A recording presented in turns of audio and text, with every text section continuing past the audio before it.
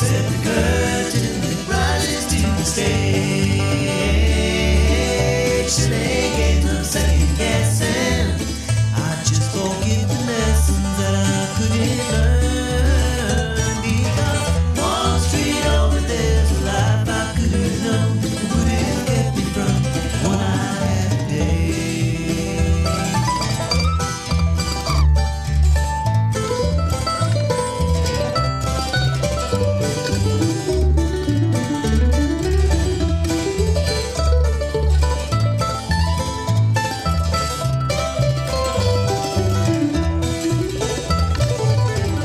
Times gone by, I've drifted like dirt in the clay. I thought my memories would end.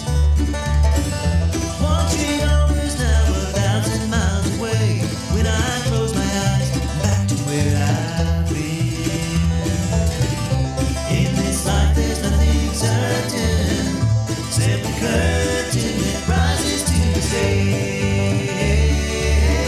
Silly games of second guessing. I just forget the lessons that I couldn't learn. Because Wall Street over there's a life I could have known. Would have kept me from what I had today. Good morning. Let's get into it. This is 1100 WSG. I'm U-Turn LaVern, and this is, one street over. What's happening one street over from where you living? Well, I'll tell you what's happening across the country today is National Day of Prayer.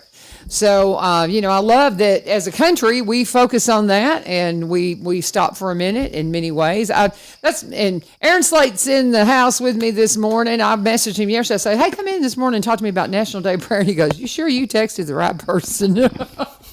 I love that. It was so funny. Well, and I had a particular reason.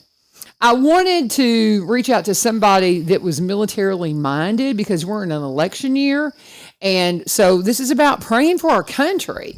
So, and I've often said, I really wish that there was a prerequisite to run for office, to be in office, that you have served. I love the concept in Israel and countries where you have a mandatory time of service. I think it just changes your perspective about your country.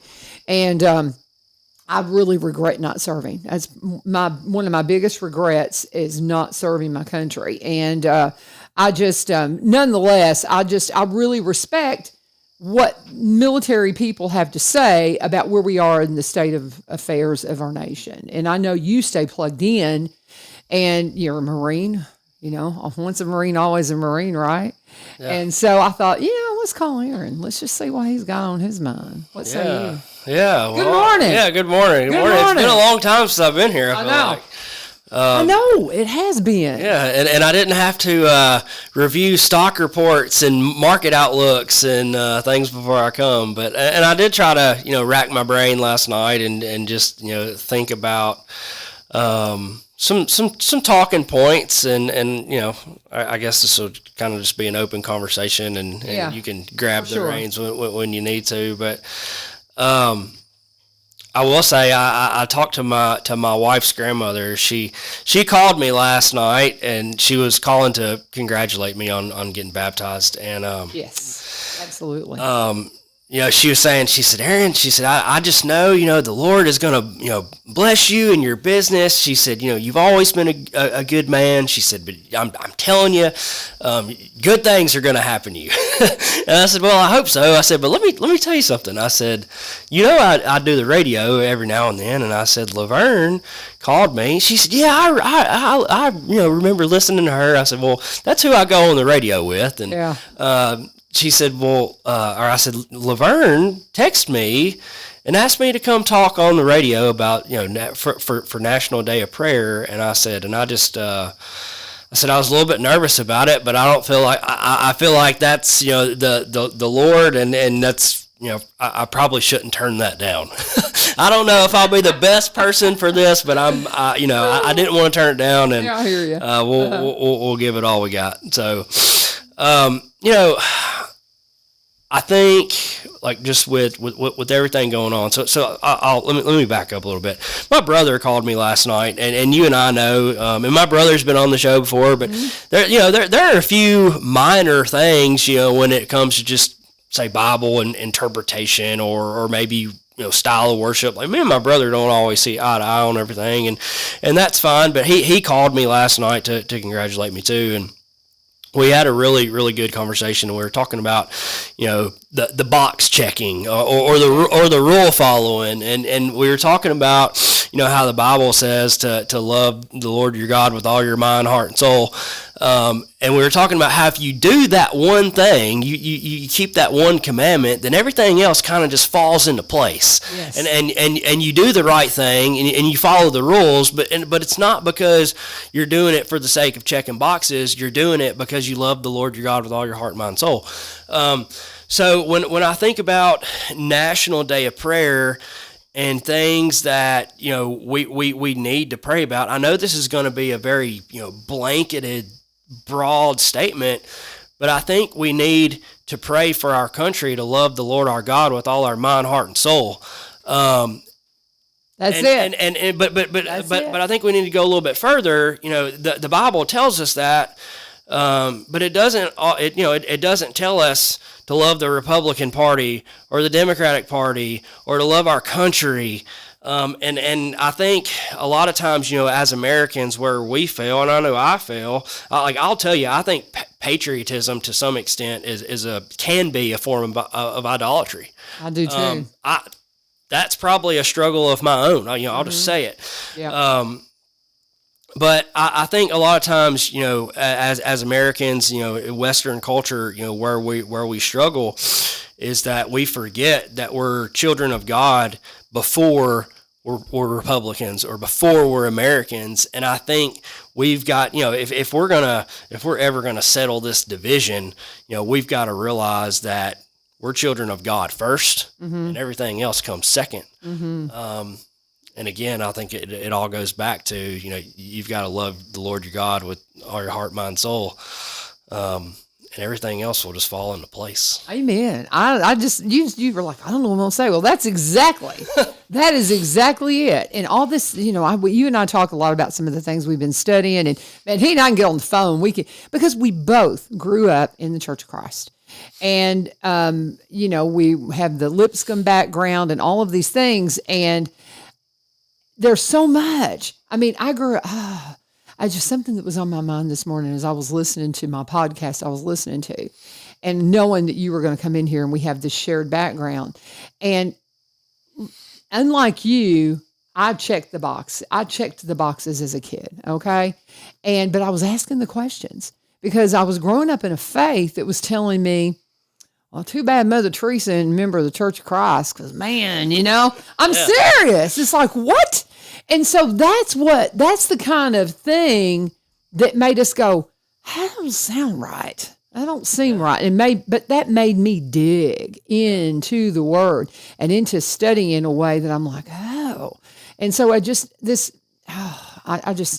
respect the heck out of you. I really do. I appreciate you so much. And man, we could go down some rabbit holes here real fast. But what you said is that when we look at the story of God, when we just look, you were talking about the Bible Project, and I've been looking at that. I've been watching a lot of that stuff. I love their little cartoons.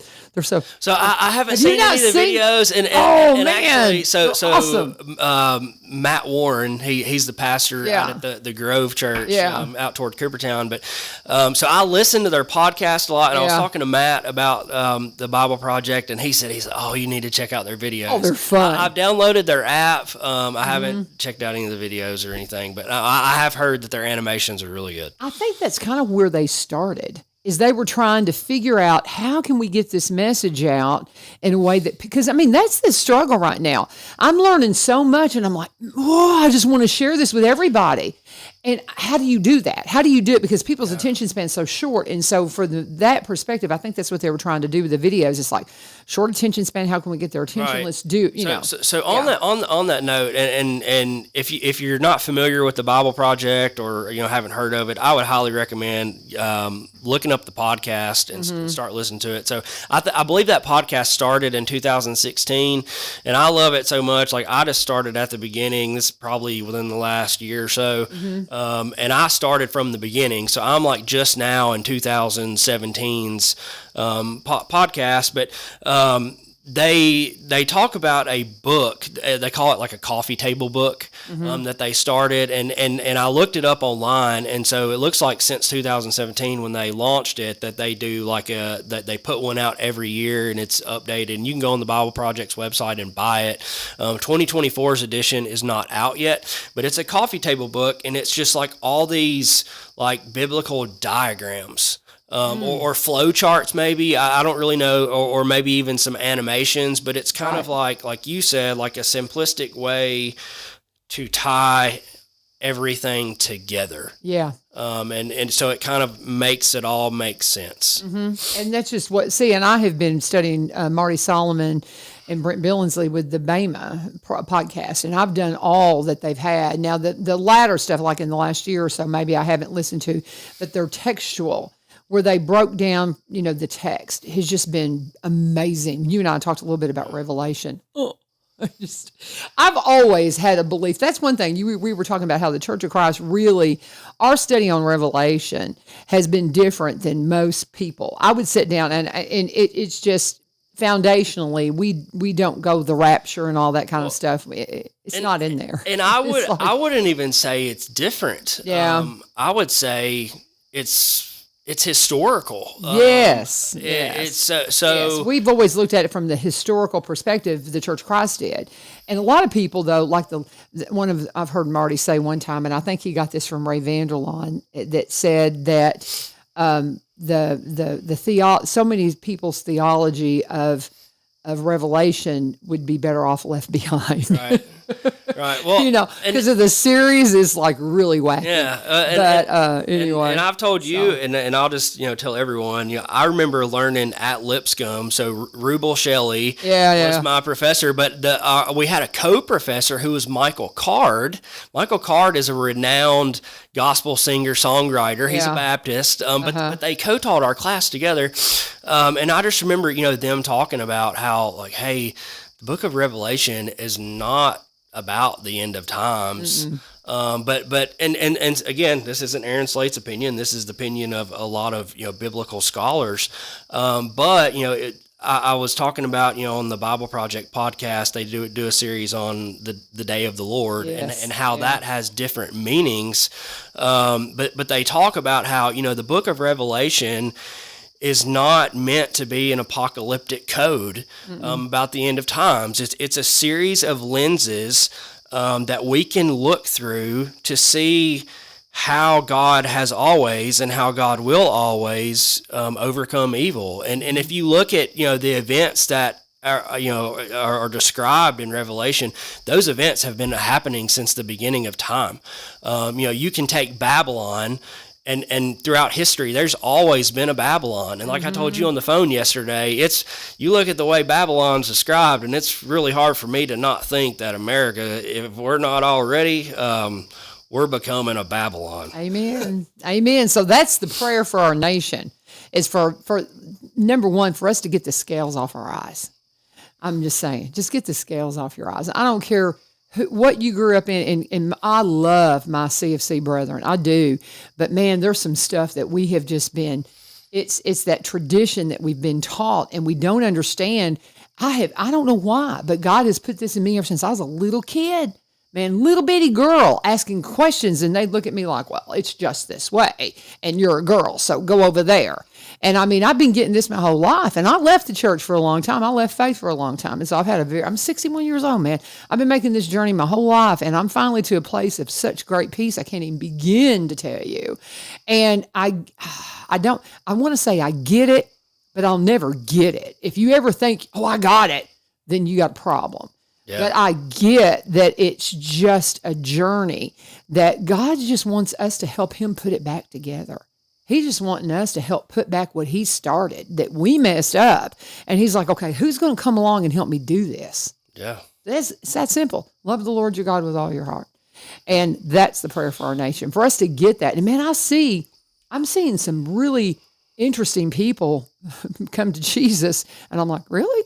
Who's that Brant guy? I don't know. He's like, what's his, I don't know. He's like there's several kind of iconic people in the media, and I can't think, they're movie people that I don't follow, but I see their faces. Yeah. is like Rob Schneider. Is that the guy? Maybe. I I don't know. I don't but know. there's several people that you're like, they're Christian, and you're going, wow, something's going on. There was some like Brant, I think is his last name. If you saw his face, you'd know who I'm talking about. But he just became a Christian and was just baptized on Easter. And I'm like, really? He's kind of wild, but there's these people they're seeing. And I think things like the Bible Project, I think the Bayman Project, all these things that people are really going, let's look at it. What does this really mean? And people are going, oh, now it makes sense. Yeah. But when you bring me up in a faith tradition that tells me Mother Teresa is not saved because she was not part of the Church of Christ, and I had people tell me that, y'all. Come on. And then I married a Catholic. Then I married a papist. So I'm sorry, I'm being facetious. But anyway, but my husband's family, he grew up Catholic, So a friend of mine, he's a county commissioner. I won't mention his name. I don't think he'd care. But anyway, he shared a meme on Facebook yesterday, and I understand, I think it's important to, not.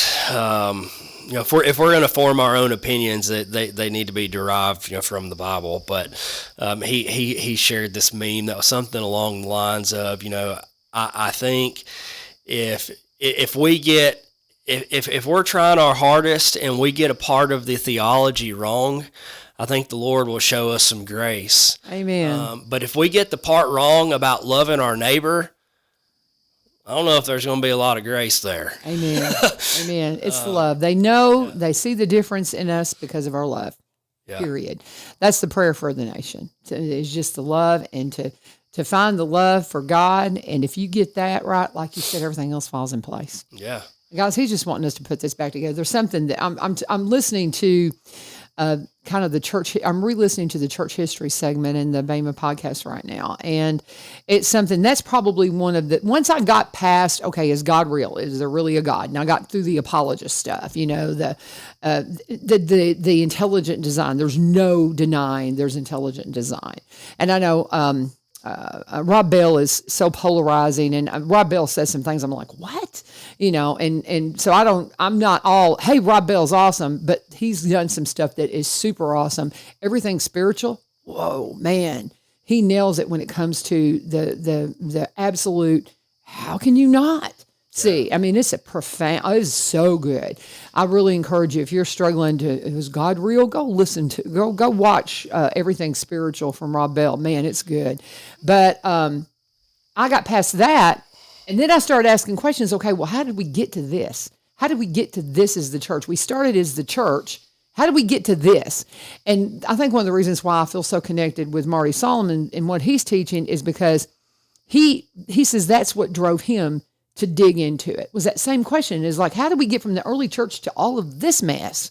Yeah. And I'll never forget, I had maybe 20 years ago, I was in the Bible bookstore at Family Christian that was up in the Rivergate area that's closed, and there's a new Bible bookstore in that same area now.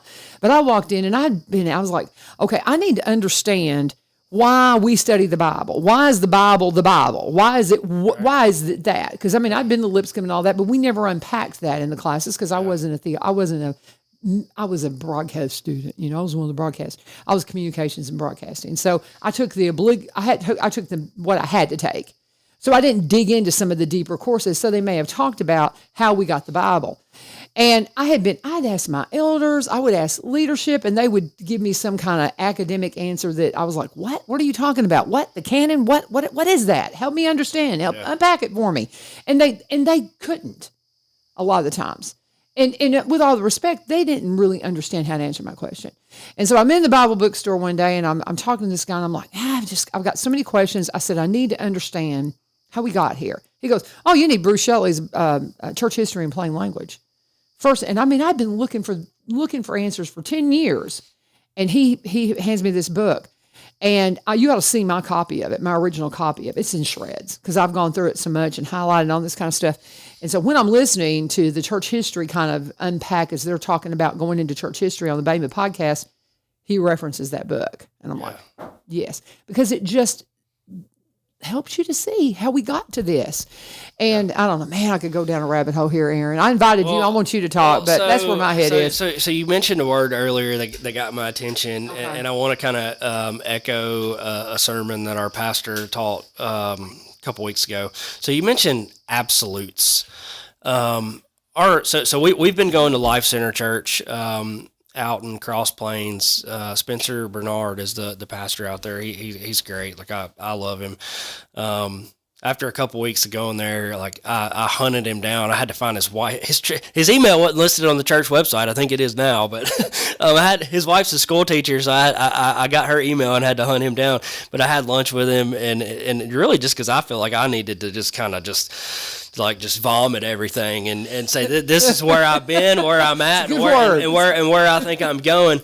But no, he did a lesson. It was a 4-part series talking to or basically answering tough questions. He allowed people from the church to submit some questions, and he taught a sermon on gender identity. Wow. And I'm not going to go down that rabbit hole, but he said, church, he said, what I think it comes down to is there are scientific and biblical absolutes, and what we have done is, on the scientific side, we have more or less formed our own opinion that just defies science, like basic science. Like if you have these chromosomes and you're a male, if you have these chromosomes, you're a female. Like you can have a surgery, but your chromosomes stay the same. Yep. But kind of how he tied all that in and made that come full circle was he said how or really what do we expect? Because we've got this transgender issue, but at the same time we've got people in the church who say, well, I'm a Christian, but do I really have to do this? I'm a Christian, but do I really have to do that? He said, hey church, maybe we need to stop being trans Christian. Whoa. Yeah. So that wow. Wow. You think about that. Think about that. And so he said, we can't be worried about the world until we get our own issues in order. Amen. We get our church in order. Yeah. That speck in the speck in your brother's eye versus the plank in yours, Good land. Ooh, that's good stuff. And I got to tell you guys, National Day of Prayer, across the country, are we praying for our nation in the right way? Are we praying, I hope we beat them Democrats. I hope we do. No, pray what you said. Yeah. Love the Lord your God with all your heart, because everything else will fall into place. That's the thing. I believe we're on the cusp. I believe we're on the cusp of some amazing revival. I tell my students, I said, stop listening to the people who tell you the sky is falling. The sky's the limit. The sky's the limit. Yeah. The sky's the limit. And it is an amazing time. And God's just calling us to help him put it all back together. It's as simple as that. Yeah. It's as simple as that. And I love it. We're going to take a break real quick, talking with Aaron Slate. Julie Bernard's on her way in. So, she runs she has all the things. They're so fun out there. I wish they were a little bit closer to me so I could pop in more, but we're going to talk to Julie Bernard. She's going to try and make her way in here at 7:30. We're going to talk to Erin until she gets here. And, let me go ahead and take a break, though, and talk about Veterans Motorplex. Since I got a veteran sitting here, a Marine. You don't call yourself a veteran. You're a Marine, right? Marine Corps veteran. There you go. It's all the same. I'm just teasing because everybody's like this. Once a Marine, always a Marine. But Veterans Motorplex, Jerry is a veteran. And so when he took over ownership of the Highland Rim Speedway, they changed the name to Veterans Motorplex. So if you want to know what's going on out there, you have to find them at Highland Rim Speedway. Follow them on social media, Highland Rim Speedway, and you'll see the big banner, Veterans Motorplex, right there. He's a follower of Jesus Christ, got Jesus is Lord in the banner. I mean, this is a family-friendly atmosphere. There's no alcohol served there. They don't allow it in the gate. Somebody brought some in one time. He's like, get it out of here. They really work hard to keep this a family-friendly environment. And they got a great concession stand. You can come in, have some, hamburgers and hot dogs and popcorn and all the things. He employs a lot of the local kids. Several of my students have worked for him. This been their first job. This is, as you know, 6801 Kelly Willis Road in Greenbrier, and they're racing this weekend. They were planning on racing this past weekend, had some things that just kept it from happening. Racing season officially starts in March, but they've been making track improvements, so they've had to push it off, but they're ready to race this Saturday, and he says it's looking good. So get out there, get ready for the races. I think they start at 7, but I think the gates open around 4. I think the gates actually open at 4, but the racing is going to start at 7:30. But they're going to open up with a great race day. Now you can come out and get a $40 ticket that'll get up to 6 kids and 2 adults in for $40. Great deal at Veterans Motorplex. Follow them at Highland Rim Speedway. Highland Rim Speedway. Get out there to the races this weekend. It's going to be fun. And be sure and let them know you turn Sin Show. Aaron Slate's in the house, and we're talking National Day of Prayer. I wanted it from somebody that served in the military. What's your thoughts on what our nation needs? And I love where you unpacked it.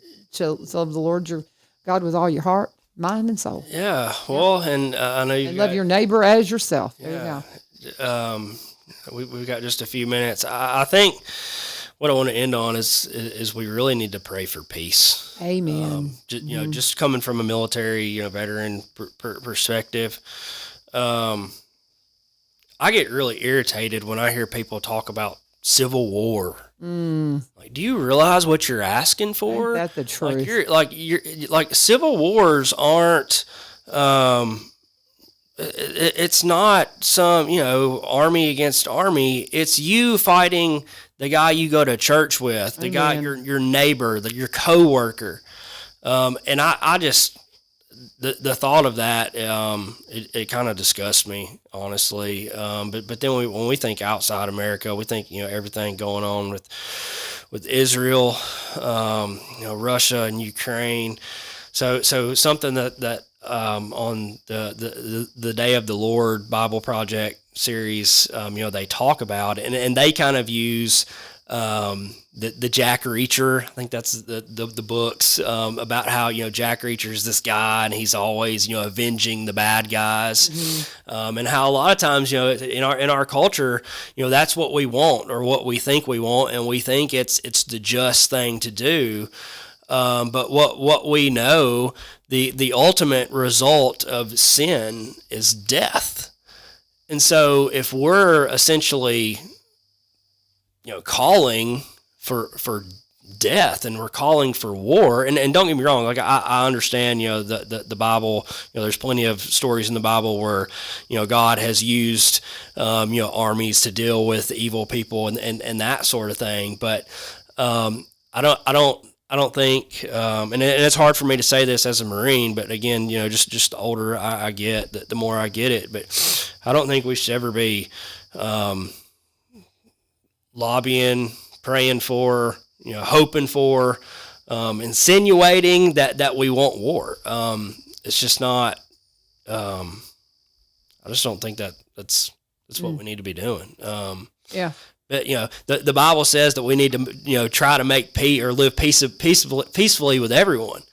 And guess what? That means with Hamas. Wow. Pray for your enemies. Yeah. It's not. They didn't say it was going to be easy to do, but it says to do it nonetheless. Right. And that's the big thing. It's like I can't even having good friends over in Ukraine and seeing what they've been through. They were here in this county, walking around looking for smoking barns, and they were here that first Jesse James thing, or the little Jesse James celebration we had. They were here, and just a few months later, after they got home, bombs started falling. I mean, Natasha was putting up pictures of it's incredible. So knowing them as well as I know them and knowing what they're going through really changes your perspective. And I often think, what would happen if all of a sudden we just got, really? Well, do you really want that? Pray for peace. I love it. Yeah. Well, and I know we got to wrap it up, but I'll just throw this Julie's out here. This is a really interesting topic. I wrote a paper on it in college. I don't know if I got it right. I think I got an A on the paper, but there's always a lot of debate on, whether you should, defend yourself and, that sort of thing. And I always think about the story of Peter. And we know that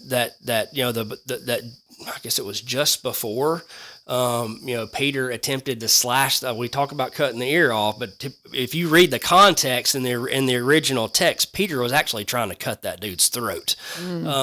But when you think about just before that, Jesus tells the apostles to sell your cloak and buy a sword. So I've just I go back and forth, and I'm like, okay, well, is that literal? Is that metaphorical? Is there a time and a place, or should we just try to get along with everybody? I think at the end of the day, we need to pray for our enemies. We need to pray for peace. We need to do everything we can to try to get along with everybody. But at the same time, upholding our morals and values and what the Bible says. And protecting the innocent too. Right. I mean, you just can't let evil run amok, because then you end up like what happened before before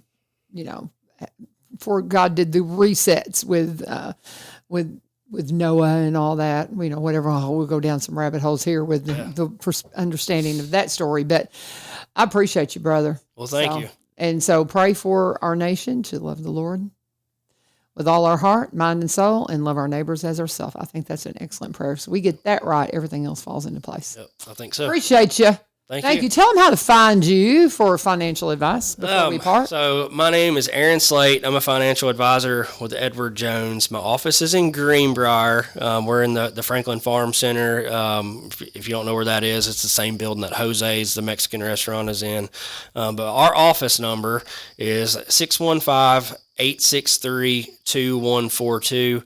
Again, that's 615-863-2142. Thank you so much, Aaron. Appreciate it. We'll let Julie make the switch. Julie Bernard is here from Bernard Farms. I love visiting with Julie. Thank you. National Day of Prayer. Pray for our nation to love the Lord, our God, with all our heart, mind, and soul, and neighbor as ourselves. And as we switch over and talk about one of our other sponsors, Katie Did It Designs. Katie with a Y, Designs with an S. I love talking about the Myers, Katie and Perry Myers. They are so much fun. They have got so many great things going on right now. They're super busy. But Katie Did It Designs is Katie's little business. Nothing. It's huge. She wanted to go out independently, and she does everything from, design. She can help you with as a contractor. She's even doing some real estate, y'all. I'm just saying, she's getting in there too. And so there's just a lot of cool things going on. She's got everything you need when it comes to homes, and you can find her at Katie Did It Designs. Maybe you want somebody just to help you with color ideas. Maybe you want somebody to give you a do-it-yourself plan and put all that together. Maybe you want somebody to come in and from start to finish, just remake your space. She can do it all and do it beautifully. If you want to kind of just see some samples of some of the things she's done, oh my goodness, beautiful before and after pictures that you will find at Katie Did It Designs. And again, it's Katie with a Y, Designs with an S, Katie Did It Designs. And you can also find her at katiediditdesigns.com. You can reach her that way, but reach out to her and just tell her, what's on your mind. Man, I just need something fresh for summer. I just need to, reuse what I've got, but I need to redo it in a new way. I need some colors. My house is very dated. That's me. But she can help you from start to finish, do as much of it as you want her to do, her and her crew. And they're going to be visiting. Her and Perry are going to be in here next week. So we're going to be visiting with them and kind of catch up on everything that's going on with the Myers. Katie Did It Designs. Katie Did It. KatieDidItDesigns.com. KatieDidItDesigns.com. Let her know U-Turn sent you. Julie, what are you doing? Morning. Good morning. I love you. You're one of my favorite people because you're just so fun and you just smile all the time. I don't think I've ever seen you without a smile on your face. Of course, I've never been in there when you're cutting meat and doing all the hard things that you have to do on the farm. But anyway, how are you doing? I'm doing good. How are you doing? I'm doing great. How's business? Business is good. Good. Keeps us busy. I love it. I'm so excited that y'all are doing what you're doing because I love the farm life because your husband is how many generation farm? He's the fourth generation. Isn't that cool? Mm-hmm. Are y'all a century farm now? No, the Bernards, they came from Portland in Okay. 1942. So Okay, so you got a minute before you get to the Century Farm. I'm kind of wondering because our farm feels like a century. Yeah, I hear ya. Because it's like I was talking to Trent Cobb about that the other day. There's so many Century Farms, and there's some like y'all's. I would think that would be getting close. And I mean, we've got one up in Kentucky that my brother and his wife own now, and I'm excited for one day. We'll get there. We'll get there, and it's just it's so cool to see people because you have to reimagine farming now if you want to do it full time, and you guys did. Because you've got your farm store and you raising your own product and still farming, doing row crop. Are y'all still in tobacco? Because I know y'all kind of toyed with back and forth on that, staying in tobacco or not. We are raising way less this year. Okay. After last year's crop, which we talked about it before last year also, after last year's crop and, looking at the expenses and all the headache that goes into it now. Yeah. And then also seeing where the tobacco industry is headed. Yeah. It's people smoke less. They do, smokeless things and smokeless products and are not dipping as much. There's just not a huge group of people anymore that use it. Yeah. So That's something you got to plan for. Yeah, you bet. Well, that's the thing. And that's one of the things why my family's been able to keep farming. And that is because they have been very good at looking down the road and going, okay, we need to adjust because this is, we got out of hog production whenever in the 80s. Yeah, because factory farming was coming on board.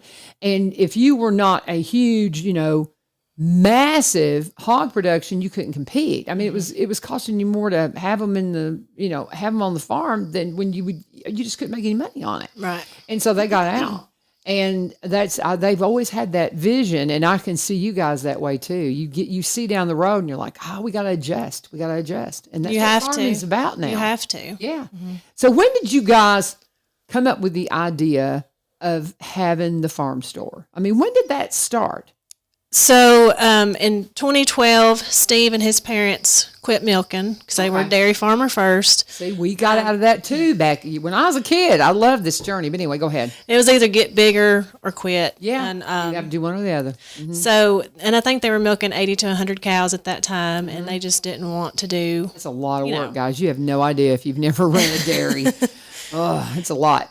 So when they stopped milking, Steve wanted to do something else to utilize those buildings and that, to try something new. So he decided to buy some gilts and a boar, and we started raising pigs. And I think it took us about a year or so to kind of really get that down pat. And then Steve talked to Paul Hart at UT and wanted to be part of the farmers market in Springfield. Mm-hmm. So we started out there in 2016, and then after that first season, I saw the potential that it could have. Yeah. But farmers markets are seasonal. Mm-hmm. And you have pigs, you have meat, you have your product year round. So we already had our old dairy barn that we had our freezers in that we had to be inspected for our meat permit. And so I thought, why not get people to come here? People were always asking, where can we get your meat? And I was, taking meat to town. I had Tanner in a car seat, bringing meat to town. And I'm like, this is stupid. So I told Steve, I was like, what if we just, get people to come out here? And he's like, ain't nobody going to drive out here. And they did. Yeah. I mean, it was a pleasant surprise. Yeah. And then it just grew into too many people coming behind our house. Yeah. During COVID especially, we had an influx of new customers.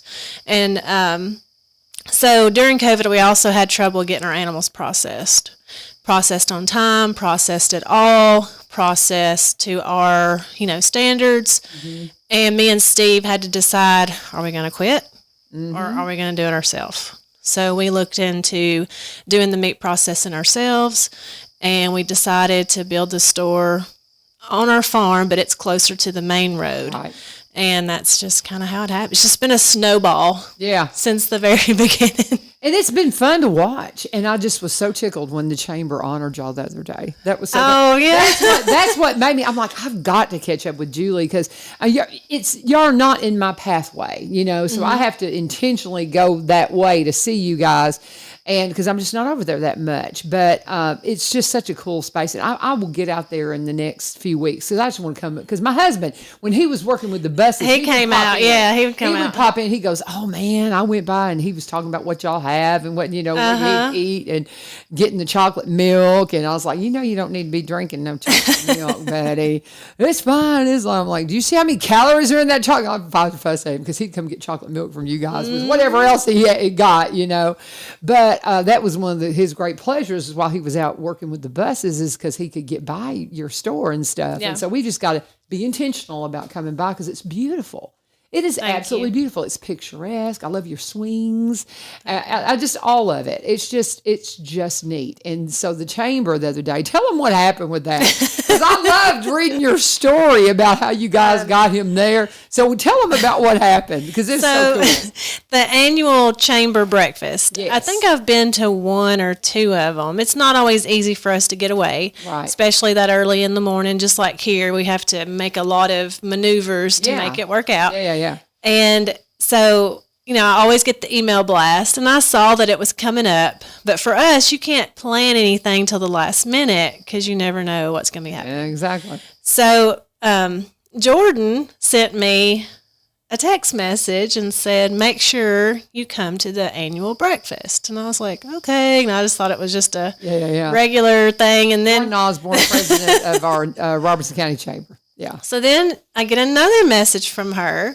Make sure, y'all coming, make sure you're coming. Make sure you bring Steve. And I was like, I kind of made a face like, what? And then, the rest of the message said we're going to be doing something special for agriculture. And I was still kind of like, okay. Yeah. I was like, what's Steve going to do? Yeah, exactly. You're like, he's planting corn. That's what, as soon as you said that, because that's been, if people ask me about what's been, I'm like, he's planting. Yeah, he's April 15th is corn. He's planting corn. But anyway. So when I told Steve, I was like, this annual breakfast is, on this date and, they're wanting you to go. And he made a face like, what? He goes, I'm going to be planting corn. So I was like, okay. And then I got another message, are y'all coming? What? And I was still kind of got that weird feeling like something's up. What are they doing? Yeah. And I told my mother-in-law the same thing. I was like, they're wanting to do something with agriculture and they're really wanting Steve to come. She's like, well, I think he needs to go. And I was like, he's not going to go. So that you're right, then So I can't remember if it was that night or that morning. It had rained. And I think it just kind of happened where he wasn't just wide open doing something. He'd been he fed that morning. He had stuff to do. And I was like, he came in the house and Gwen was there getting my son ready for school. And I told him, I was like, I'm fixing to go. I was like, are you sure you're not going to go? And he's like, no, I got stuff I got to do. So I left. Well, halfway there, he calls me and he goes, what's the address of this place? And I was like, are you coming? He goes, yes. He said, I think he said something like, Ma encouraged me to come. That's funny. So, I was kind of excited because I was like, he never goes to stuff usually. And so I got there first. And then when he came in, he's comes in like Steve. He comes in, he's farming. He comes in his farm clothes. And he's like, man, I'm busy. There's a lot of business professionals there and they're dressed up. Steve, we'll dress up for church or a wedding, but that's it. That's my world too. I mean, because I grew up with all that. So I totally respect it. It was fun. He came in and he looked around and he goes, I don't see no farmers.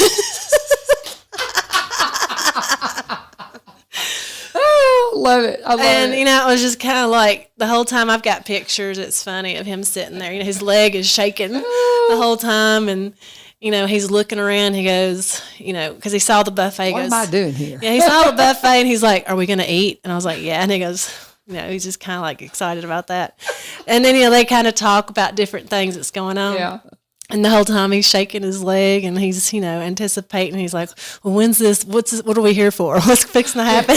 Come on. I got things to do. when they started doing the award part, we were watching the videos, and then when the one came on for the Rising Star, the more they were talking, like when they said the word diversification, like I got those butterflies in my stomach. I was like, uh-oh. Are they talking about us? But Steve was still like, looking up at the ceiling and doing stuff. And then when they said our name, he looked at me and was like, he goes, and then we started to get up, and he goes, am I supposed to get up too? You have a picture of his face, and he's like, what? I mean, you did.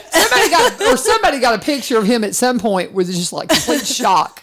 They got him good. Yeah, they did. Got y'all both good. They did. Go ahead. I'm good. sorry. It was great. And, I was surprised because I don't think I remember the other breakfasts, like watching how the awards went, But when they started playing the video and I saw, Big Papa Corn, Mark, and then Bloom Chick, I mean, it just hit me. I was like, I started crying. I don't never cry. Oh. But I was like, oh, my God. Yeah. It was wonderful. Well, I just think it's such a wonderful, I think it was just such a wonderful honor, especially kind of knowing, I mean, we don't want to get into some of the stuff y'all been through in the last couple of years, nonsense, which we're just so thankful, resolved beautifully. But I think that to me, when I saw that, I was like, yes. I think that's why I cried. It was like, it's just that relief, because it was yeah. the stress.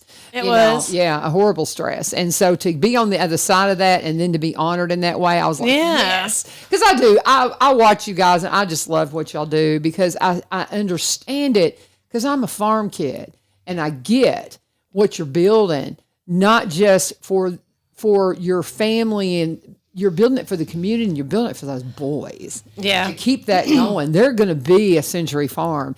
And I love it. I just love the beauty of it. Because, guys, if we do not start embracing our agricultural history and legacy, who's going to feed us?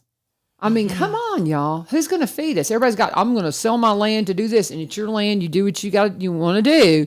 But man, we got to honor our farmers, and we've got to hold them up. As you didn't hear, Aaron and I were talking yesterday. Aaron's like, and because I asked him to come in, with National Day of Prayer, and there is a National Day of Prayer, a ceremony on the steps of our historic, beautiful courthouse in Springfield at noon today. So please join them for that. But we're sitting here talking, and I said, yeah. I said Julie's going to come in at 7:30. I said, I haven't got to talk to her in so long, and they've got so many cool. Oh, I was just out there. You all have Steve in. Have you ever sit down and just all have those farmers in, because they're scientists, they're businessmen, agriculturalists. I'm like, Aaron, you do understand you're describing my brother and my father, because I mean they were. I mean, and my brother is, my dad was. They got to be everything. It's like that commercial. Ask a farmer. Yeah, ask a farmer, because they've got to be mechanics. They've got to be everything. And it's just, he was like, I was talking, everybody says, Steve's doesn't get out and go around, but boy, you sit down and start talking to him, and he's just got all this wisdom. I'm like, yeah, that's farmers. Yeah, if you start, if it's something Steve is, interested in and knows about, then he will talk nonstop. Yeah. And that's wonderful. And I just love what you're doing, because it reminds people this is our heritage, this is our legacy, and we got to continue to support people that are feeding us, hands down. So I don't know. Yeah.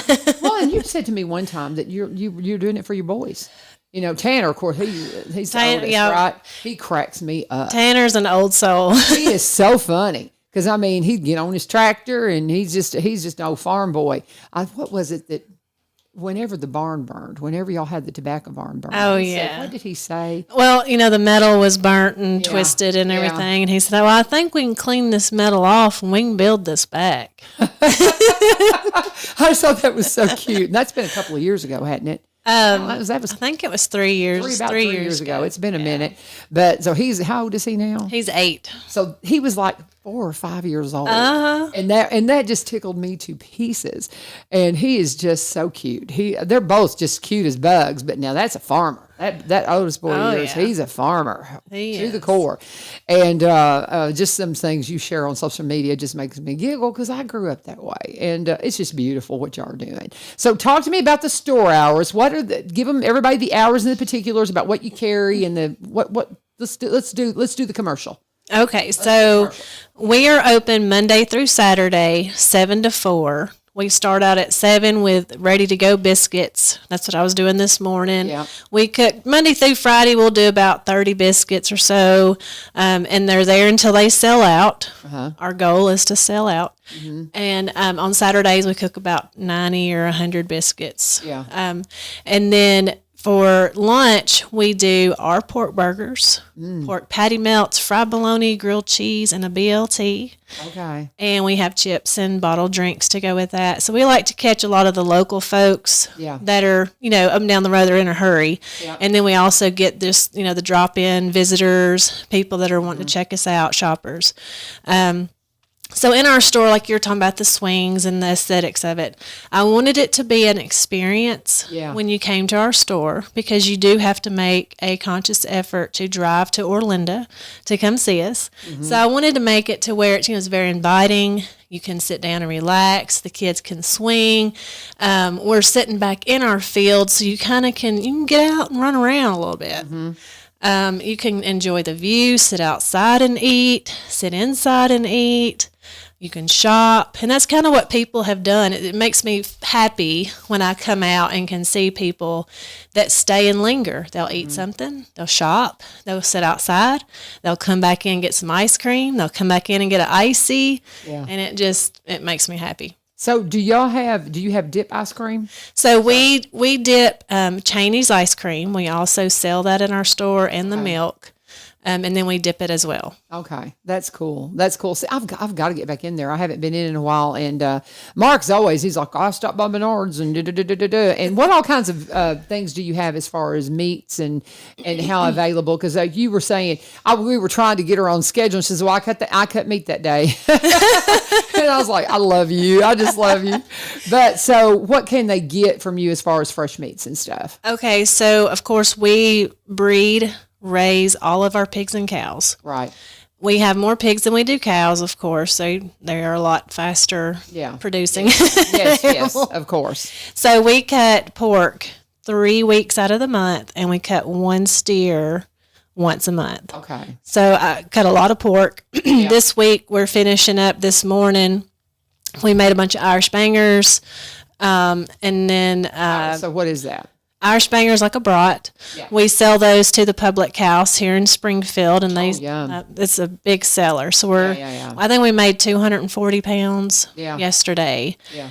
And they go pretty quick. So do you have some of those for the public, or do you sell all the public? We sell them for the public and the public house. But when they're gone, they're gone. Yeah. And then I'll have to, usually what I do is I try to keep up with what ground meats we need weekly, because we do have a lot in our pork selection. So we'll have ground pork, pork burgers, ground pork with bacon, pork burgers with bacon, mild sausage, mild patties, hot sausage, hot patties, maple sausage, maple patties, and then a slew of brats, cheddar brats, cheddar jalapeno brats, regular brats, the Irish bangers, and then all of our cuts too. So I'm always having to think, what are we low on? Because I try to just stick to one seasoning per week. Right. Because if you switch seasonings, you have to break everything down and clean everything. Yeah, because otherwise there'll be a residual taste going into something else. It's just, it takes more time to break everything down and clean it. So I try to do like a big run of one, flavor. Well, see, and one thing too, you've been at this long enough now. You're getting your rhythm down, and you're getting figuring it out. And I'm just so tickled to get to visit with you and just unpack how you've been doing it, because it's just a beautiful. It is just I love seeing great success, and I think you guys are just on the edge of it. Y'all just gonna keep rocking, because it's just beautiful. And anyway, and I got to get some of those Irish bangers. That sounds like something. They're good. You have to go to the public house and try them. They do bangers and mash. Okay. So they grill 2 of our Irish bangers, and they serve those on top of mashed potatoes, and they have an onion gravy on top of that, and it is so good. Oh my goodness! And the public house. Great restaurant. We've been there a couple of times. And they're huge supporters of local farmers. You bet. Love all this stuff. But now, do y'all have some seafood as well? I think I've been in there. We do. So now, where do you source that? Because I don't think you're raising that. No. So the whole philosophy of what I sell in my store, like you said, I've been doing farmers markets, vendor events for 8 years. And I've met a lot of people along the way. I've tried a lot of people's products, and it's kind of a collection of all of my favorite things. Okay. All of my favorite people and all of my favorite products. I love that. And then I like to bring in new things too, so it's not boring. I like to kind of change it up and do new stuff. But the seafood, I used to sell seafood in my old store. Okay. And then that company, they were in Nashville at the farmer's market there. Yeah. They had quit doing it, so I didn't have it for a while. But I had a lot of customers asking for seafood. And so I reached out to a company online, and they gave me a list of Alaskan fishermen that serviced Tennessee, Kentucky, and Indiana. Okay. So I get it from, Alaskan Wild Seafood. And I just really liked their story. It's a fisherman-owned company. So they, fish in Alaska and then ship those products to Tennessee, Kentucky, and Indiana. That's cool. And you just got to get in there. It is just so cool. Oh, and here, Penny Callis just messaged me. She's coming on Monday For the Martha song. For the Seeds of Hope. They have got their fundraiser now is Seeds of Hope, where you go and visit different garden spots and things like that. And just beautiful atmosphere and just experiences that we have here. And you guys are on there. Yeah, so that was kind of an accident. So I love it. Denise Holman and her husband came out. It was last week. Uh-huh. And I was cutting meat. Yeah. And Diane that works for me, she came in the back and she's like, there's a lady here wanting to talk to you, which that happens all day, every day. Yeah. And so I came out and I recognized who it was. And, they were initially there to get a sponsorship. Okay. And then we kind of were talking more about, the garden tour and everything. And Denise looked out and she goes, I think this would make a good stop. Yeah. Would you ever consider being a stop? And I was like, sure. And I was like, we don't have a flower garden, but we have, our vegetable gardens out in the front. And so that's how we got added kind of last minute. Well, and I think it's perfect because it's just perfect because it's a seed of hope of continuing to be a farm family, and what you do and the way you have diversified that word diverse. When you said that, I like that has been something that my father taught us from just ever since I can remember. You have to diversify if you want to be a farmer. And you just have to, because there's always these different things. If I have a kid in my classroom right now, he wants to farm. And I there's ways to do it. He doesn't have family land or anything. I said, you can farm on small acreage. You can do these things. And, but the Seeds of Hope, I just love it. That is perfect. And for the record, Martha Song fundraiser this year is Seeds of Hope, and it's coming up. It's on June 8th. Penny will be in to talk about that on Monday. We'll just unpack all the different stops. I'm so excited you're one of them. Yeah. I'm going to come out and see you just any day. I got to come you see need you, to. and I'm going to do my best to be a part of that. June the 8th. Is that no, that's a Saturday. Is it a Saturday? Yeah. That's a Saturday. And so we'll do our best to get out to all that. Definitely get your tickets for that because it's a wonderful fundraiser. Let me do my last break, and then we'll come back and wrap up with Julie Bernard. We can sit here and talk for a while, but Chamber, thank you for honoring them in the way you did. I just love the whole story. It was just wonderful. And I love that you're a part of Seeds of Hope. Love your store and everything about it. We'll come back and we'll wrap up real quick in just a moment because we are just the same as out of time. But I need to talk about our last sponsor of the morning. And that is, of course, Barry and Rebecca Richards, Exit Prime Realty. I don't know why in the world I can't get that right, but it's so funny. They were Exit Realty Garden Gate team for so many years. But what they did is they changed the name a few months ago to be a new branch in the Exit Trees. It's the same great team, but it's Exit Prime Realty. They took Barry's brokerage office here on the downtown square with Rebecca's agency office out of White House, combined them for Exit Prime Realty. What does that mean? Anything you need, they have got you covered. They can help you out whether you're buying or selling, whatever side of the table you're on. We like to talk about how they specialize in Robertson County properties because they've been in Cross Plains for nearly 30 years, but they also buy and sell in the surrounding counties and across the state line in Kentucky. They're from Kentucky. So they just, bring all of that experience, his marketing background. She's one of the first in the area to be a seniors real estate specialist. They mentor people that want to come into real estate if you're interested. I've had several of my kids in high school. I want to go into real estate. I'm like, that's a great idea. idea because it's something that you can do, whether you do it full-time, part-time, whatever. And it's income that you can have just steady. People are going to be buying and selling property always. And if you want to be a part of that, Barry and Rebecca Richards with Exit Prime Realty. You can reach out to her at 615-504-7425, 615-504-7425. They're one of the founding sponsors of Kilgore Station Bluegrass Festival coming up May 17th and 18th. Can't wait to see you there, and you will see them there as well. And when you talk to them, always let them know U-Turn sent you. Julie Bernard, parting thoughts, my friend.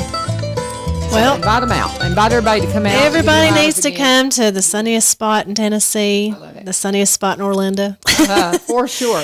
Bernard Farms Custom Cuts and Market. We're open Monday through Saturday, 7 to 4. Come grab a biscuit, come grab a pork burger, pick up some meat, pick up some popcorn. We have all kinds of goodies there. Yes. We also have events, throughout the year. Planning a farm to table dinner this fall. I'm going to try to have everything coming from our farm. Okay. Maybe some local folks there too. So that's another thing we want to do. And our fall festival is our biggest event of the season. Always wonderful, wonderful stuff. Bernard Farms, I love it. All kinds of wonderful things happening. And if you've not been by, you just need to go. It is definitely a wonderful atmosphere. And of course, we'll be able to see you for Seeds of Hope. That's just a perfect lead in. It is. To Penny's visit on Monday to talk all about that. Thank you for taking the time because I know you're busy. I know you're busy. Thank you for coming in and just kind of filling us in on your world. And thank you, Chamber, again for recognizing a rising star. And thank y'all for joining us. This is 1100 WSGI National Day of Prayer. Don't miss the prayer service on the downtown square if you can possibly go at noon. Go and pray over our nation that we will all love the Lord our God with all of our heart, and we get all that right, and love the neighbors as ourselves. As Aaron was saying, you get that right, we're going to all be okay. God bless. Have a wonderful day. This